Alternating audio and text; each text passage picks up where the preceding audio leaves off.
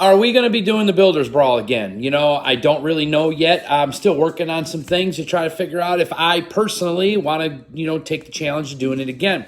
I dealt with a lot of backlash on some things, and I will be honest with you, there are people that just don't want it to happen for political reasons. All the more reason kind of makes me want to do it because, well, let's face it, I'm the guy that goes against the grain.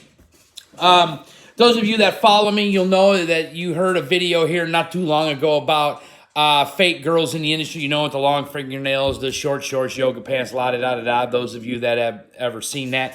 If you haven't, it's on YouTube. You can go watch it. So apparently, I struck a nerve.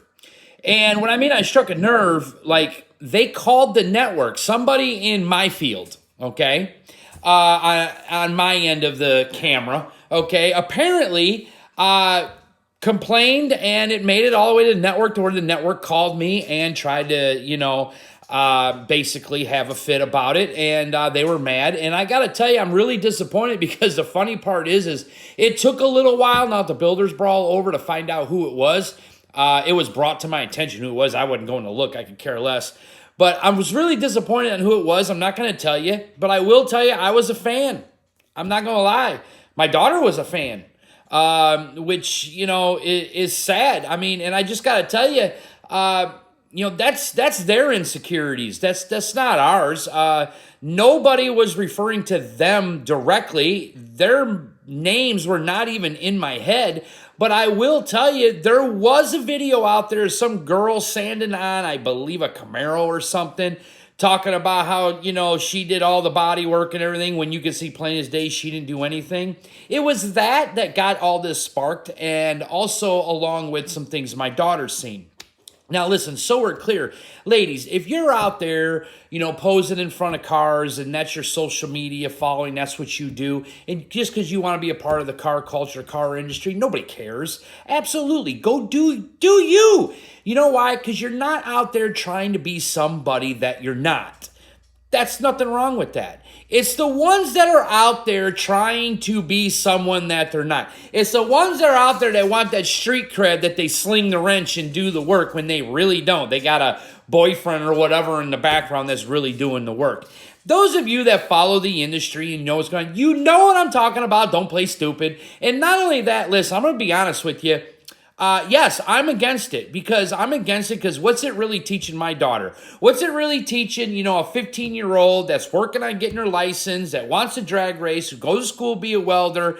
Hey, you don't really need to learn how to do any of this stuff. Just do duck lip selfies in front of your race car, or your street rod, or your cruiser, or whatever. You get a bunch of followers. Next thing you know, which is the worst part, sponsors and part suppliers start giving you free shit. What's that really teaching her? Why work? I mean, but yet these are the same people that are complaining that you can't get the younger generation to want to come in and learn how to do anything. Well, why would they?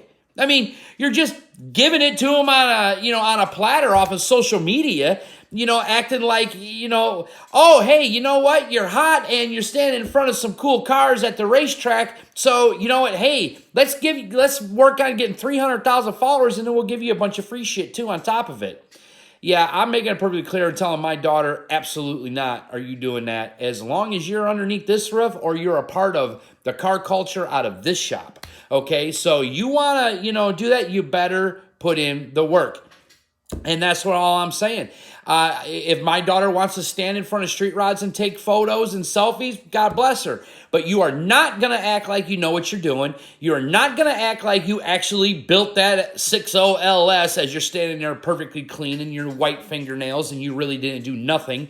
And, and by the way, that video that I'm referring to on that actually got taken down. That person took it down. I was surprised. So if you don't have white fingernails and short shorts and pulling out, junkyard 60 LS motors, then obviously it's not you that we're talking about. So keep that in mind. That's just what we're saying. If you don't like it, I'm sorry. Listen, I know cancel culture is trying to come after me, but what am I going to do? Hit the stop button on my phone and go back to work in my shop with the rest of everything else? It doesn't really matter to me, because it's childish. You should be ashamed of yourself.